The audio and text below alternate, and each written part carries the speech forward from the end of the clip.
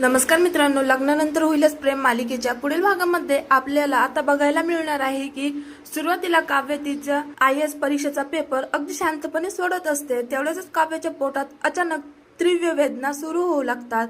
ती त्या वेदनेने खूपच अवस्थ होऊन लागते. नंतर तिच्या लक्षात येतं की तिला आता लेबर पेन सुरू झालेली असतात. तर आता अशा अवस्थेत काव्य तेथील एका मुलीला बाहेर उभ्या असलेल्या नंदिनी आणि पार्थला याची कल्पना द्यायला सांगते. हे समजतात नंदिनी आणि पार्थ धावतच काव्याजवळ येतात. तर आता IASचा पेपर सोडत असताना काव्याची अचानक अशी अवस्था पाहून पार्थ आणि नंदिनी दोघे प्रचंड घाबरतात.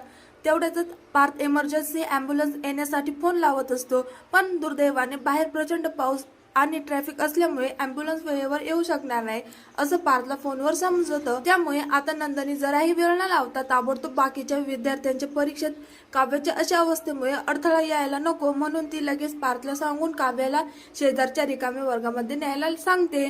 त्यानंतर आता पार्थ आणि काही विद्यार्थ्यांच्या मदतीने काव्याला शेजारच्या वर्गामध्ये शिफ्ट केलं जातं. त्यानंतर नंदिनी त्या वर्गाचा दरवाजा बंद करून तेथील काही मुलींना काव्याच्या अवतीभोवती छत्री पकडायला सांगू लागते. काव्याची अशी क्रिटिकल परिस्थिती पाहून नंदिनी काव्याची डिलिव्हरी स्वतः करण्याचा निर्णय घेते. अगदी 3 इडियट्स पिक्चर मधल्या रंगोचेने जशी अचानक परिस्थिती हाताळलेली होती, अगदी त्याच पद्धतीने नंदिनी मोठं धाडस करून काव्याची डिलिव्हरी कॉलेजमध्ये करण्याचा फायनल निर्णय घेते. पण इकडे पार्थला नंदिनीचा हा निर्णय खूपच धक्का बसतो, कारण काव्याची अशी क्रिटिकल कंडिशन पाहून पार्थ बिचारा अगोदरच खूप भेदरलेला असतो. पण पोटातील तीव्र वेदना काव्या मात्र प्रचंड ओरडत असते. त्यामुळे तो काव्याजवळ उभा राहून तिचा हातात हात घेऊन तिला धीर देण्याचा प्रयत्न करत असतो. तर आता नंदिनी जराही वेळ न लावता काव्याची प्रस्तुती करण्याला सुरुवात करते. नंदिनी काव्याला सतत पुश करण्याला सांगत असते, पण काही वेळेतच काव्याची तब्येत आणखीन जास्त बिघडते.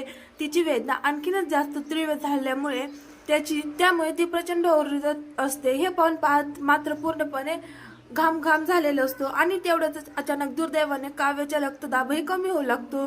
तर आता काव्याची अशी खालावलेली परिस्थिती पाहून नंदिनी मात्र प्रचंड घाबरते आणि ती पार्थला म्हणते की लवकर ॲम्ब्युलन्स बोलव, कारण काव्याचा BP आता लो होत चाललेला आहे. त्यामुळे काव्याला आता तातडीने हॉस्पिटलमध्ये नेऊन तिची डिलिव्हरी आता डॉक्टरांच्या निगराणीखालीच केलेली योग्य राहील.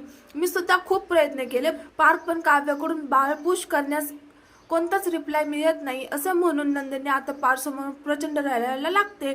त्यामुळे आता काव्याला आणि बाळाला वाचवण्यासाठी पार्थ आणि नंदिनी पुढे कोणते प्रयत्न करणार आहे आपण आता या मालिकेत पाहायला खूप रंजक ठरणार आहे.